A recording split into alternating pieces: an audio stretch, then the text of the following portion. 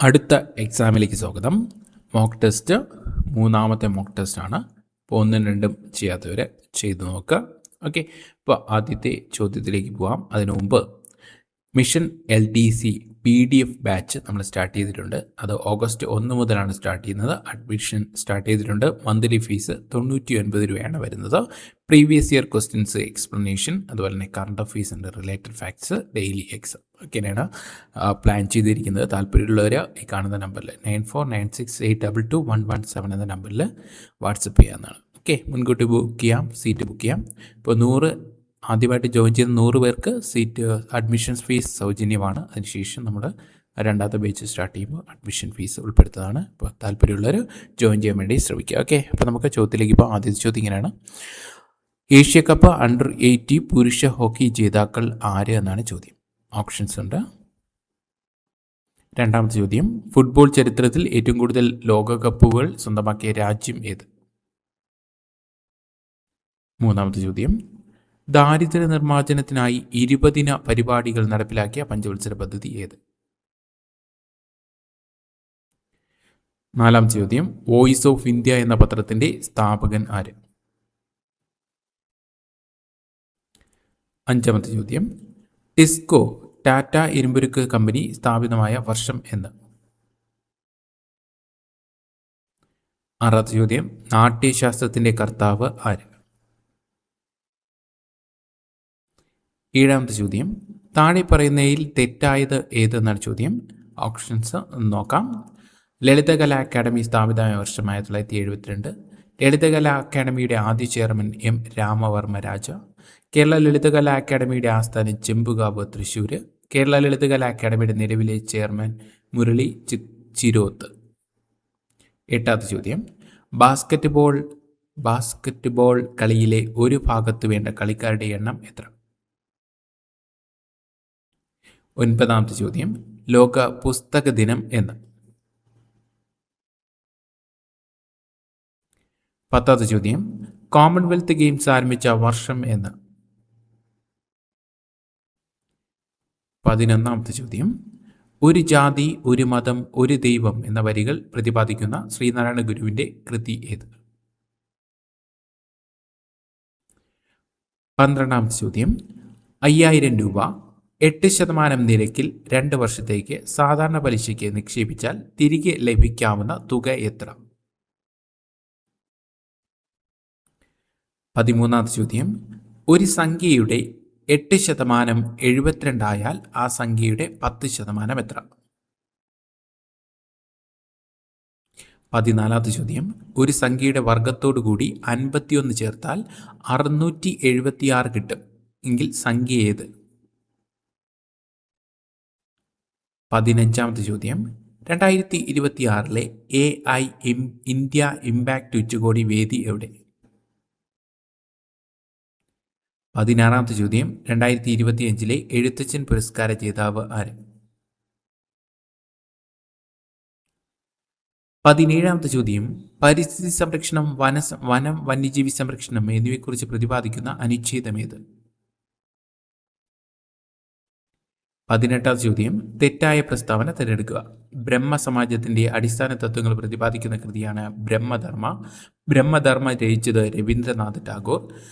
ബ്രഹ്മസമാജത്തിന്റെ Bible എന്നറിയപ്പെടുന്നത് ബ്രഹ്മധർമ്മ എന്നറിയപ്പെടുന്നു. ബ്രഹ്മധർമ്മ മലയാളത്തിലേക്ക് പരിഭാഷപ്പെടുത്തിയത് അയ്യത്താൻ ഗോപാലൻ. 19ാമത്തെ ചോദ്യം: ആനക്കയത്തെ ഗവേഷണ കേന്ദ്രം ഏതുമായി ബന്ധപ്പെട്ടിരിക്കുന്നു? 20ാമത്തെ ചോദ്യം: ഇന്ത്യയുടെ ഏറ്റവും ചെറിയ അയൽ രാജ്യം ഏത്? 21ാമത്തെ ചോദ്യം: താഴെ പറയുന്നതിൽ സർവകലാശാല വിദ്യാഭ്യാസത്തെക്കുറിച്ച് പഠിക്കുവാൻ 1948 നിയമിച്ച കമ്മീഷൻ ഏത്? 22ാമത്തെ ചോദ്യം: തട്ടേക്കാട് പക്ഷിസങ്കേതം സ്ഥിതി ചെയ്യുന്ന ജില്ല? 23ാമത്തെ ചോദ്യം: ന്യൂട്രോൺ കണ്ടുപിടിച്ചത് ആരാണ്? 24ാം ചോദ്യം: വയലാർ അവാർഡുമായി ബന്ധപ്പെട്ട് താഴെ പറയുന്ന വസ്തുതകൾ തെറ്റായ പ്രസ്താവന ഏത്? പ്രസ്താവനകൾ നോക്കാം. 1977 വയലാർ രാമവർമ്മ മെമ്മോറിയൽ ട്രസ്റ്റ് ഈ അവാർഡ് ഏർപ്പെടുത്തിയത്. വയലാർ അവാർഡ് നേടുന്ന രണ്ടാമത്തെ വനിതയാണ് സുഗതകുമാരി. ഈ അവാർഡ് നേടിയ ആദ്യ കൃതി അഗ്നിസാക്ഷിയാണ്. വയലാർ അവാർഡിൻ്റെ തുക നിലവിൽ 2 ലക്ഷം രൂപയാണ്.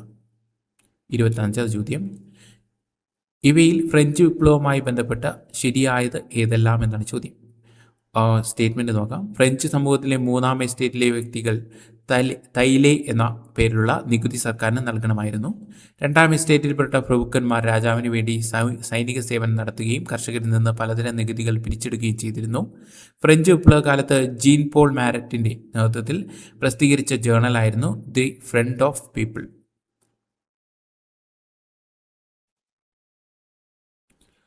ഇനി ഉത്തരങ്ങളിലേക്ക് പോവാം. ഓക്കെ, ആദ്യത്തെ ചോദ്യം ഇങ്ങനെയായിരുന്നു. ഏഷ്യ കപ്പ് അണ്ടർ 18 പുരുഷ ഹോക്കി ജേതാക്കൾ ആരെന്നാണ് ചോദ്യം. ഉത്തരം ഓപ്ഷൻ ബി ഇന്ത്യയാണ്. റണ്ണറപ്പായത് ജപ്പാൻ എന്ന് ഓർത്തിരിക്കുക. റണ്ണറപ്പ് ജപ്പാനെ തോൽപ്പിച്ചാണ് ഇന്ത്യ ഏഷ്യ കപ്പ് അണ്ടർ 18 പുരുഷ ഹോക്കി ജേതാക്കളായത്. ക്ലിയർ. അടുത്ത രണ്ടാമത്തെ ചോദ്യം, ഫുട്ബോൾ ചരിത്രത്തിൽ ഏറ്റവും കൂടുതൽ ലോകകപ്പുകൾ സ്വന്തമാക്കിയ രാജ്യം ഏത് എന്നാണ് ചോദ്യം. ഏതാണ്? ബ്രസീലാണ്. ബ്രസീൽ 5 തവണ നേടിയിട്ടുണ്ട്. ഏതാണ്? 5 തവണ. ഓക്കെ, അപ്പോൾ 2026 ഫിഫ വേൾഡ് കപ്പ് ഓർത്ത് വയ്ക്കുക. 2026 ഫിഫ വേൾഡ് കപ്പ് എത്രാമത്തെ എന്ന് ചോദിച്ചാൽ 23-ാമത്തെ എന്ന് ഓർത്ത് വയ്ക്കുക. 23-ാമത്തേതാണ്. 3 രാജ്യങ്ങളിലാണ് നടക്കുന്നത്. അമേരിക്ക, മെക്സിക്കോ, കാനഡ എന്നുകൂടി ഓർത്ത് വയ്ക്കുക. ഓക്കെ, അപ്പോൾ അതിനെക്കുറിച്ച് നമ്മൾ ഫിഫ വേൾഡ് കപ്പുമായി ബന്ധപ്പെട്ട് നല്ലൊരു വിശദമായൊരു വീഡിയോ ചെയ്യുന്നുണ്ട്. അപ്പോൾ അതൊന്ന് നോക്കാൻ വേണ്ടി ശ്രമിക്കുക. അടുത്ത ചോദ്യം, ദാരിദ്ര്യ നിർമ്മാർജ്ജനത്തിനായി 20 ദിന പരിപാടികൾ നടപ്പിലാക്കിയ പഞ്ചവത്സര പദ്ധതി ഏത് എന്നാണ് ചോദ്യം. ഓപ്ഷൻ ഡി ആണ് ഉത്തരം. 5-ാം പഞ്ചവത്സര പദ്ധതി. അടുത്ത 4ാമത്തെ ചോദ്യം, വോയിസ് ഓഫ് ഇന്ത്യ എന്ന പത്രത്തിൻ്റെ സ്ഥാപകൻ ആര് എന്നാണ് ചോദ്യം. ഓപ്ഷൻ സി ആണ് ഉത്തരം. ദാദാഭായ് നവറോജി. ഓക്കെ, ദാദാഭായ് നവറോജി ഇന്ത്യൻ സാമ്പത്തിക ശാസ്ത്രത്തിൻ്റെ പിതാവ് എന്നറിയപ്പെടുന്ന വ്യക്തിയാണ് ദാദാഭായ് നവറോജി എന്ന് ഓർത്ത് വയ്ക്കുക. അടുത്ത 5ാമത്തെ ചോദ്യം, ടിസ്കോ ടാറ്റ ഇരുമ്പുരുക്ക് കമ്പനി സ്ഥാപിതമായ വർഷം എന്തെന്നാണ് ചോദ്യം. ഓപ്ഷൻ സി ആണ് ഉത്തരം. 1907. 6ാമത്തെ ചോദ്യം, നാട്യശാസ്ത്രത്തിൻ്റെ കർത്താവ് ആര് എന്നാണ് ചോദ്യം. ഓപ്ഷൻ സി ആണ് ഉത്തരം. ഭരതമുനി. സിമ്പിളാണ്, ഭരതമുനി. 7ാമത്തെ ചോദ്യം, താഴെ പറയുന്നതിൽ തെറ്റായത് ഏത് എന്നാണ് ചോദ്യം. ഓക്കെ, അപ്പോൾ നമുക്ക് നോക്കാം. ഏറ്റവും താഴത്തുനിന്ന് വരാം. കേരള ലളിതകലാ അക്കാദമിയുടെ നിലവിലെ ചെയർമാൻ മുരളി ചിരോത്താണ്. അത് ശരിയായ സ്റ്റേറ്റ്മെൻറ്റാണ്. കേരള ലളിതകലാ അക്കാദമിയുടെ ആസ്ഥാനം ചെമ്പുകാവ്, തൃശ്ശൂർ. അത് കറക്റ്റായ സ്റ്റേറ്റ്മെൻറ്റാണ്. കേരള ലളിതകലാ അക്കാദമിയുടെ ആദ്യ ചെയർമാൻ എം രാമവർമ്മ രാജ. അത് ശരിയായ സ്റ്റേറ്റ്മെൻറ്റാണ്. ഇവിടെ തെറ്റായത് എന്തെന്ന് ചോദിച്ചാൽ കേരള ലളിതകലാ അക്കാദമി സ്ഥാപിത വർഷം 1972 അല്ല. ഓക്കെ, ഏത് വർഷമാണ് കേരള ലളിതകലാ അക്കാദമി സ്ഥാപിതമായത്? 1962ലാണ്. 1962ലാണ് കേരള ലളിതകലാ അക്കാദമി സ്ഥാപിതമാകുന്നത്. ഓക്കെ, അടുത്ത 8ാമത്തെ ചോദ്യം, ലോക പുസ്തക ദിനം എന്നാണ് ചോദ്യം. ഉത്തരം കിട്ടി കാണും. ഏറ്റവും സിമ്പിൾ ചോദ്യം ഓപ്ഷൻ ഡി ആണ്. ഏപ്രിൽ 23. 10ാമത്തെ ചോദ്യം, കോമൺവെൽത്ത് ഗെയിംസ് ആരംഭിച്ച വർഷം എന്നാണ് ചോദ്യം. ഓപ്ഷൻ സി ആണ് ഉത്തരം. 1930. അടുത്ത 11ാമത്തെ ചോദ്യം, ഒരു ജാതി ഒരു മതം ഒരു ദൈവം എന്ന വരികൾ പ്രതിപാദിക്കുന്ന ശ്രീനാരായണ ഗുരുവിൻ്റെ കൃതി ഏത് എന്നാണ് ചോദ്യം. ഏതാണ്? ഓപ്ഷൻ ഡി ആണ്. ജാതി മീമാംസ. ഓക്കെ, ഒരു ജാതി ഒരു മതം ഒരു ദൈവം മനുഷ്യൻ എന്ന് പറഞ്ഞത് ശ്രീനാരായണ ഗുരുവാണ്. കേരള നവോത്ഥാനത്തിൻ്റെ പിതാവ് എന്നറിയപ്പെടുന്ന ശ്രീനാരായണ ഗുരു. ഓക്കെ, അടുത്ത 12ാമത്തെ ചോദ്യം ശ്രദ്ധിക്കുക. 5000 രൂപ 8% നിരക്കിൽ 2 വർഷത്തേക്ക് സാധാരണ പലിശ നിരക്കിൽ നിക്ഷേപിച്ചാൽ തിരികെ ലഭിക്കാവുന്ന തുക എത്ര എന്നാണ് ചോദ്യം. ചോദ്യം കൃത്യമായിട്ട് ശ്രദ്ധിക്കുക. ഇവിടെ നിങ്ങൾക്ക് ഓപ്ഷൻ തന്നിരിക്കുന്നത് പലിശ ഉത്തരമായിട്ട് വരുന്നതായിട്ടാണ് തന്നിരിക്കുന്നത്. അപ്പോൾ നിങ്ങൾ ഫസ്റ്റ് പലിശ നിങ്ങൾ ചെയ്തു വരുമ്പോൾ എന്ത് ചെയ്യും? പലിശ ആയിരിക്കും ആദ്യം കിട്ടുന്നത്. അത് നിങ്ങൾ എഴുതി വെക്കരുത്. എന്താണ് ചോദിച്ചിരിക്കുന്നത്? നിക്ഷേപിച്ചാൽ തിരികെ ലഭിക്കുന്ന തുക എത്ര എന്നാണ് ചോദ്യം. ഓക്കെ, അപ്പോൾ പലിശ കാണാൻ ലൊക്കേഷൻ നമുക്കറിയാം. പലിശ എങ്ങനെ കാണാം? പലിശ കാണാൻ അറിയാം. പലിശ = PNR. Principal amount. എന്ന് പറഞ്ഞാൽ നമ്പർ ഓഫ് ഇയർ. ആർ എന്ന് പറയുന്നത് റേറ്റ് ഓഫ് ഇൻട്രസ്റ്റ് /100. ഓക്കെ, അപ്പോൾ നമുക്ക് പ്രിൻസിപ്പൽ എമൗണ്ട് എത്ര രൂപയാണ് നിക്ഷേപിച്ചത്? 5000 രൂപയാണ് നിക്ഷേപിച്ചത്. പലിശ കാണാനാണ് 5000 രൂപ. 5000 ഇൻറ്റു എത്ര വർഷത്തേക്ക്? 2 വർഷത്തേക്ക്. 2 ഇൻറ്റു റേറ്റ് ഓഫ് ഇൻട്രസ്റ്റ് എത്ര ശതമാനം?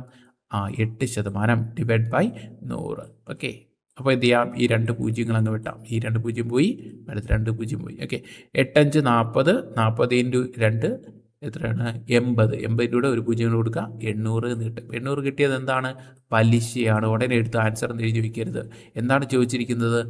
നിക്ഷേപിച്ചാൽ തിരികെ ലഭിക്കാവുന്ന തുക എത്രയെന്നാണ്. അപ്പോൾ 5000 പ്ലസ് എന്ത് ചെയ്യണം? 800 കൂടെ പലിശയും കൂടെ നിക്ഷേപിച്ച തുക പ്ലസ് 800 പലിശയും കൂടെ ആഡ് ചെയ്യുക. 5800 എന്ന ഉത്തരം കിട്ടും. ഓപ്ഷൻ ബി ആണ് ഉത്തരം. ഓക്കെ, അടുത്ത് 13ാമത്തെ ചോദ്യം നോക്കാം. ഒരു സംഖ്യയുടെ 8% 72 ആയാൽ ആ സംഖ്യയുടെ 10% എത്ര എന്നാണ് ചോദ്യം. ഓക്കെ, നമുക്ക് സംഖ്യ അറിഞ്ഞൂടാ. ആ സംഖ്യയുടെ 8% കാണാൻ എന്ത് ചെയ്യുക? 8/100. ഓക്കെ, ശതമാനം എത്രയും തന്നിട്ടുണ്ട്? 72 എന്ന് തന്നിട്ടുണ്ട്. ഓക്കെ, അപ്പോൾ 8x ഡിവൈഡ് ബൈ, സിമ്പിളായിട്ട് ചെയ്യാം, എന്നാലും നിങ്ങൾക്ക് ജസ്റ്റ് മനസ്സിലാകാൻ വേണ്ടി അങ്ങനെ പറയുന്ന 8x/100 = 72 എന്ന് കിട്ടും. അപ്പോൾ എക്സ് 8x എന്ന് പറഞ്ഞാൽ എന്താ? 8x = ഈ താഴെ കിടക്കുന്ന 100 മേളിൽ പോകുമ്പോൾ എന്താ? 72. അപ്പുറത്ത് പോകുമ്പോൾ എന്താകും? 72 ഡിവൈഡ് ബൈ ഇൻറ്റു ആയിട്ട് മാറും. 72 × 100 എന്ന് വരും. ഓക്കെ, അപ്പോൾ എക്സിനെന്ന് പറഞ്ഞാൽ എത്രയാ? 72 × 100 ഡിവൈഡ് ബൈ 8 കൊണ്ട് ഡിവൈഡ് ചെയ്യാം. 9 8 72 9. അപ്പോൾ എത്രയെന്ന് കിട്ടും? 900 എന്ന് കിട്ടും. ഓക്കെ, 900 എന്ന് കിട്ടും. ഇന്ന് ചോദിച്ചിരിക്കുന്നത് എന്താണ്? ഈ സംഖ്യയാണ്. സംഖ്യയുടെ ആയാൽ ആ സംഖ്യയുടെ 10% കാണാൻ എന്ത് ചെയ്യുക? ഒരു 0 വെട്ടി കൊടുത്താൽ എത്ര കിട്ടും? 90 എന്ന് കിട്ടും. ഓപ്ഷൻ സി ആണ് ഉത്തരം. അടുത്ത 14ാമത്തെ ചോദ്യം. ഒരു സംഖ്യയുടെ വർഗ്ഗത്തോടു കൂടി 51 ചേർത്താൽ 676 കിട്ടും എങ്കിൽ സംഖ്യ ഏത് എന്നാണ് ചോദിക്കുന്നത്. ഒരു സംഖ്യയുടെ വർഗ്ഗത്തോട്, സംഖ്യയുടെ വർഗ്ഗം എന്ന് പറഞ്ഞാൽ x². ഓക്കെ, അതിൻ്റെ കൂടെ എത്ര കൂട്ടിയാൽ? 51 കൂട്ടിയാൽ എത്രയെന്ന് കിട്ടുമെന്ന് പറഞ്ഞു? 676 കിട്ടുമെന്നാണ് പറഞ്ഞിരിക്കുന്നത്. 676 കിട്ടും. ഇനി എന്ത് ചെയ്യാം? ഇനി നമുക്ക് എന്ത് ചെയ്യാം? x² കാണാൻ എന്ത് ചെയ്യാം? x². ഈ പ്ലസ് 51 അപ്പുറത്തേക്ക് പോകുമ്പോൾ എന്ത് ചെയ്യും? മൈനസ്. ഓക്കെ, 676 മൈനസ് 51 ചെയ്യാം. ഓക്കെ, 676 ചെയ്ത് നോക്കാം. 676 മൈനസ് 51 എന്ന് പറഞ്ഞാൽ എത്രയാണ് കിട്ടുക? 5. 7 പോയി 2, 625 എന്ന് കിട്ടും. ഓക്കെ, 625. അപ്പോൾ x² എന്ന് പറയുന്നത് 625 എന്ന് കിട്ടും. എക്സ് കാണാൻ എന്ത് ചെയ്യുക? √625. √625 എന്ന് പറഞ്ഞാൽ എത്രയാണ്? 25. ഓപ്ഷൻ സി ആണ് ഉത്തരം. ക്ലിയർ. അടുത്ത 15ാമത്തെ ചോദ്യം ശ്രദ്ധിക്കുക. 2026 AI ഇമ്പാക്റ്റ് ഉച്ചകോടി വേദി എവിടെ എന്നാണ് ചോദ്യം. ഏതാണ്? ഓപ്ഷൻ ബി ആണ് ഉത്തരം. ന്യൂഡൽഹി. ഓക്കെ, അടുത്ത 16ാമത്തെ ചോദ്യം. 2025 എഴുത്തച്ഛൻ പുരസ്കാര ജേതാവ് ആര് എന്നാണ് ചോദ്യം. ഉത്തരം കിട്ടി കാണും. ഓപ്ഷൻ ഡി ആണ്, KG ശങ്കരപ്പിള്ള. ഓക്കെ, 2024 ആരാണ്? NS മാധവൻ. 2024 NS മാധവനും 2025 KG ശങ്കരപ്പിള്ളയാണ്. സമ്മാനത്തുക 5 ലക്ഷം എന്ന് കൂടി പുറത്തേക്ക്. ഓക്കെ, അടുത്ത 17ാമത്തെ ചോദ്യം ശ്രദ്ധിക്കുക. നോക്കൂ. പരിസ്ഥിതി സംരക്ഷണം, വനം വന്യജീവി സംരക്ഷണം എന്നിവയെക്കുറിച്ച് പ്രതിപാദിക്കുന്ന അനുച്ഛേദം ഏത് എന്നാണ് ചോദ്യം. ഓപ്ഷൻ ബി ആണ് 48A. കൃത്യമായിട്ട് പഠിച്ചു വയ്ക്കുക. ഓപ്ഷനിൽ 48 ഉണ്ട്. അപ്പോൾ 48A ആണ്. അടുത്ത ചോദ്യം ശ്രദ്ധിക്കുക. 18ാമത്തെ ചോദ്യം. തെറ്റായ പ്രസ്താവന തിരഞ്ഞെടുക്കുക. ഇതിൽ തെറ്റായ പ്രസ്താവന ഏതാ? ഓപ്ഷൻ ബി ആണ്. ബ്രഹ്മധർമ്മ രചിച്ചത് രവീന്ദ്രനാഥ് ടാഗോർ എന്നത് തെറ്റായ സ്റ്റേറ്റ്മെൻ്റ് ആണ്. ഓക്കെ, ബ്രഹ്മധർമ്മ രചിച്ചത് ആരാണ്? രവീന്ദ്രനാഥ് ടാഗോറിൻ്റെ പിതാവായ ദേവേന്ദ്രനാഥ് ടാഗോറാണ്. മാറിപ്പോകരുത് കേട്ടോ. അപ്പോൾ അത് ആണ് ഇവിടുത്തെ തെറ്റായ സ്റ്റേറ്റ്മെൻറ്റ്. അവിടെ ഓപ്ഷൻ ബി ആണ് ഉത്തരം. ഓക്കെ, 19ാമത്തെ ചോദ്യം. ആനക്കയത്തെ ഗവേഷണ കേന്ദ്രം ഏതുമായി ബന്ധപ്പെട്ട്? ഗവേഷണ കേന്ദ്രങ്ങൾ കൃത്യമായിട്ട് പഠിച്ചു വയ്ക്കുക. ആനക്കയം ഏതുമായിട്ട് ബന്ധപ്പെട്ടാണ്? കശുവണ്ടി ഗവേഷണവുമായി ബന്ധപ്പെട്ടാണ്. ആനക്കയം മലപ്പുറമാണ്, കശുവണ്ടിയാണെന്ന് ഓർത്ത് വയ്ക്കുക. അടുത്ത് 20ാമത്തെ ചോദ്യം. ഇന്ത്യയുടെ ഏറ്റവും ചെറിയ അയൽ രാജ്യം ഏത് എന്നാണ് ചോദ്യം. ഓക്കെ, ഇന്ത്യയുടെ ഏറ്റവും ചെറിയ അയൽ രാജ്യം എന്നാണ് ചോദ്യം. കരാതിർത്തി പങ്കിടുന്നത് എന്നല്ല പറഞ്ഞിരിക്കുന്നത്. ഇന്ത്യയുടെ ഏറ്റവും ചെറിയ അയൽ രാജ്യം ഏതാണ്? മാലിദ്വീപാണ്. ഓപ്ഷൻ സി ആണ് ഉത്തരം. അടുത്ത് 21ാം ചോദ്യം. താഴെ പറയുന്ന സർവകലാശാല വിദ്യാഭ്യാസത്തെക്കുറിച്ച് പഠിക്കുവാൻ 1948 നിയമിച്ച കമ്മീഷൻ ഏതെന്നാണ് ചോദ്യം. സിമ്പിളായിട്ട് ജസ്റ്റ് ആലോചിച്ച് കിട്ടും. ഓപ്ഷൻ സി ആണ് ഉത്തരം.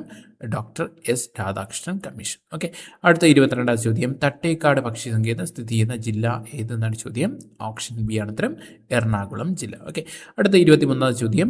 ന്യൂട്രോൺ കണ്ടുപിടിച്ചത് ആരെന്നാണ് ചോദ്യം. സിമ്പിളായിട്ട് കിട്ടും. ആരാണ്?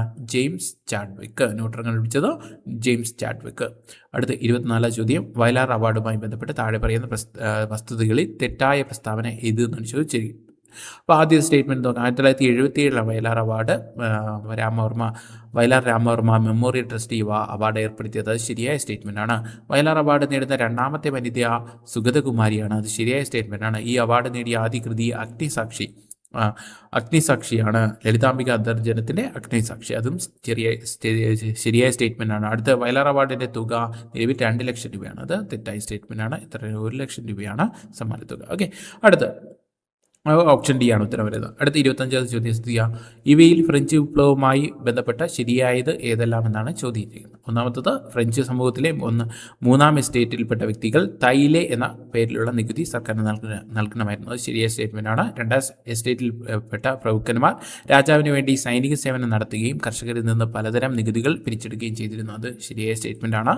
ഫ്രഞ്ച് വിപ്ലവകാലത്ത് ജീൻ പോൾ മാരറ്റിൻ്റെ നേതൃത്വത്തിൽ പ്രസിദ്ധീകരിച്ച ജേണലായിരുന്നു ദി ഫ്രണ്ട് ഓഫ് പീപ്പിൾ. അതും ശരിയായ സ്റ്റേറ്റ്മെൻറ്റാണ്. ഓപ്ഷൻ ഡി ആണ് ഉത്തരം. 1, 2, 3 ശരിയായ സ്റ്റേറ്റ്മെൻറ്റാണ്. ഇത് SCERT ടെക്സ്റ്റ് ബുക്കിലുള്ള പോയിന്റ് ആണെന്ന് കൃത്യമായിട്ട് ഓർത്ത് വയ്ക്കുക. ക്ലിയർ? ഓക്കെ, 25 മാർക്കിന് നിങ്ങൾക്ക് എത്ര മാർക്കാണ് കിട്ടിയെന്ന് ഒന്ന് കമൻറ്റ് ചെയ്യാൻ വേണ്ടി ശ്രമിക്കുക. ഓക്കെ, അപ്പോൾ എവിടെയൊക്കെയാണ് മിസ്റ്റേക്ക് എന്ന് കൃത്യമായിട്ട് മനസ്സിലാക്കി പഠിക്കാൻ വേണ്ടി ശ്രമിക്കുക. അടുത്ത ഭാഗത്തിൽ വേറെ ടോപ്പിക്കായിട്ട് അല്ലെങ്കിൽ വേറൊരു ക്വസ്റ്റ്യനുമായിട്ട് വീണ്ടും കാണാം. Thank you.